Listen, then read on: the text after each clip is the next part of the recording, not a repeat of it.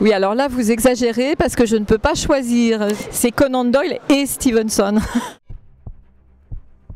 Disons que je suis un petit peu plus tombée au départ dans le polar américain, mais là c'est pareil, c'est vraiment extrêmement difficile de choisir, puisque j'imagine qu'il faut que je vous donne un choix, ça va être polar américain, mais en même temps il y a tellement d'auteurs français dont j'aime les voix, à commencer par notre formidable Hervé Lecor.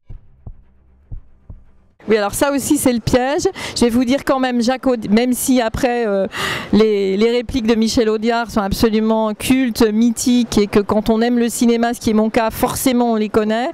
Mais bon, j'aime énormément le cinéma de Jacques Audiard, donc je vais vous dire Jacques Audiard. J'aime pas trop les armes, donc on va dire à main nue. Moi je dirais enquêteur, parce que être éditeur, c'est vraiment aussi être enquêteur. J'aime bien les huis clos, et au cinéma et dans les romans.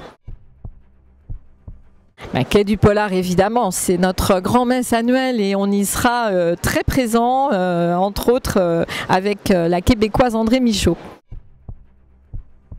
Je suis de la génération papier et j'aime beaucoup les cahiers, crayons, carnets, donc papier.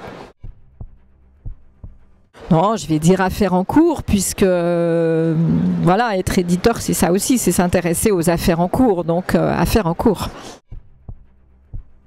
Là, c'est pareil, dans les romans que j'aime bien, il y a souvent à la fois des veuves et des orphelins, et ce sont deux beaux personnages de romans noirs.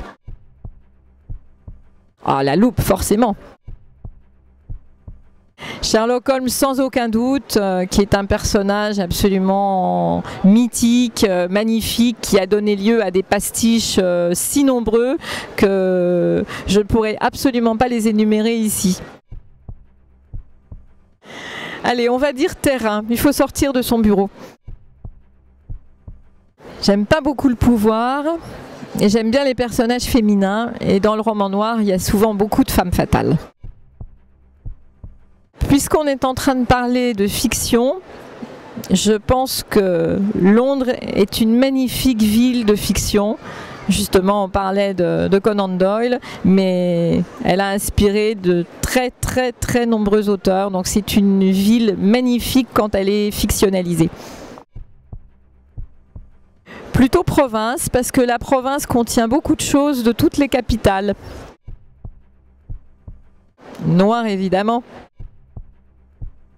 Mais j'allais dire, notre présent ne pouvant que se nourrir de notre passé, je ne peux pas choisir entre les deux, puisque ces deux termes sont absolument pour moi indissociables.